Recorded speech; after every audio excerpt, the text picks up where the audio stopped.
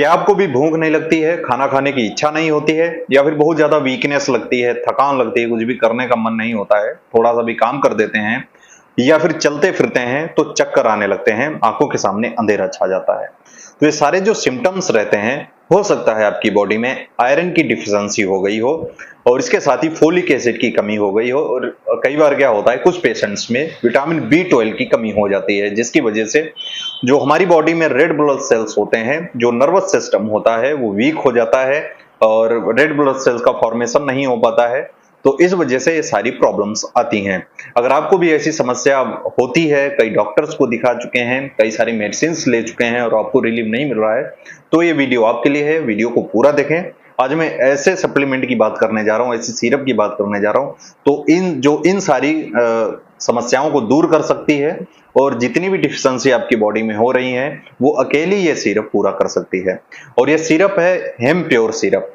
इस सिरप में भरपूर मात्रा में आयरन होता है, जो जितना भी आपकी बॉडी को जरूर रहता है। उसके साथ ही फोलिक एसिड होता है इस सिरप में, साइनोकोबालामिन होता है जो कि विटामिन B12 होता है, और जिंक रहता है, बायोटीन होता है। जिंक जो होता है ये इम्यूनिटी को स्ट्रॉन्ग करता है। बायोटीन जो होता है आप सभी लोग जानते हैं, ये हमारी स्किन, हेयर और नेल्स के लिए काफी जरूरी रहता है।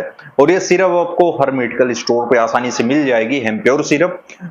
अगर इस नाम से नहीं मिल रही है, किसी अदर ब्रांड से मिलती है, तो आप उसमें ये कंटेंट देख सकते हैं जो मैं आपको बता रहा हूं। इसमें आयरन होता है, फोलिक एसिड होता है, साइनोकोबालामिन यानी कि विटामिन B12 कुछ सिरप में लिख के आएगा, और जिंक होता है और बायोटीन होता है। तो इस सिरप का इस्तेमाल आप करते हैं, इन सारी समस्याओं से आपको निजात मिलती है। और सिरप का इस्तेमाल कई सारी बीमारियों में किया जाता है। इसमें आयरन होता है जिसकी कमी से लोगों में एनीमिया हो जाता है, जिसको आयरन डिफिशियंसी एनीमिया भी बोलते हैं। जब यह सिरप किसी को दी जाती है तो ये हीमोग्लोबिन के लेवल को बढ़ाती है और इसके साथ ही थकान और कमजोरी को भी दूर करती है। और इस सिरप में फोलिक एसिड होता है।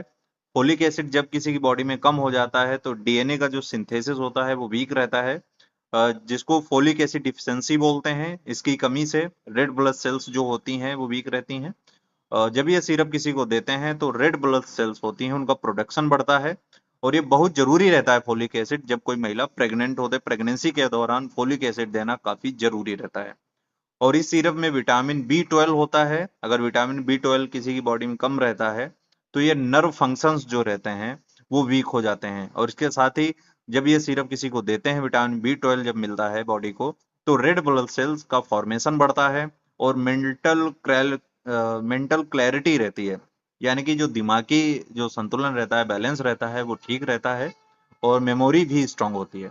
और इसके साथ ही सीरम में जिंक रहता है। जब भी जिंक की कमी हो जाती है तो इम्यून फिक्स फंक्शन जो रहता है, इम्यूनिटी होती है, वो वीक होती है।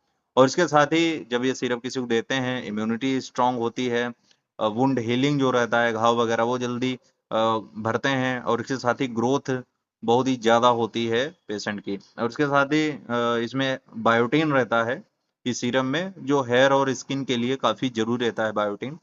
बायोटीन हेयर की ग्रोथ को बढ़ाता है और जो नाखून होते हैं, नेल्स होते हैं, उनको स्ट्रॉन्ग करता है। और इसके साथ ही हेल्दी स्किन को भी ये बनाता है।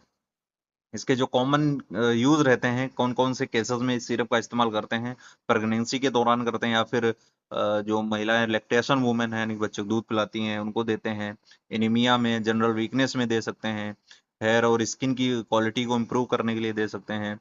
और इसके साथ ही इलनेस या फिर कोई सर्जरी हुई बीमारी है उससे रिकवर होने के लिए जल्दी इस सिरप का इस्तेमाल करते हैं। और एक तरह से न्यूट्रिशनल सप्लीमेंट है, तो इसको रेगुलर ले सकते हैं। और वेजिटेरियंस जो होते हैं, वेगन्स होते हैं, जो शाकाहारी लोग हैं, वो लोग इस सिरप का इस्तेमाल कर सकते हैं, क्योंकि उनको प्रॉपर न्यूट्रिशन नहीं मिल पाता है। और इसका जो डोज रहता है ये एक बार देना चाहिए। अगर ज्यादा प्रॉब्लम हो रही है तो 2 बार इसको दे सकते हैं, दिन में 1 बार या फिर दिन में 2 बार दे सकते हैं। डॉक्टर की सलाह के अनुसार अपने आप इसका इस्तेमाल ना करें। तो दोस्तों आज के लिए इतना ही। वीडियो काफी इंफॉर्मेटिव था। अगर वीडियो अच्छा लगा इसको लाइक करें, चैनल पर नए सब्सक्राइब जरूर कर लें, बेल आइकन को भी प्रेस कर लें। जैसे कैसे इंफॉर्मेटिव वीडियोस आपको हमेशा मिलते रहेंगे, ऐसे ही और वीडियो देखने के लिए आप मेरे चैनल को फॉलो कर सकते हैं।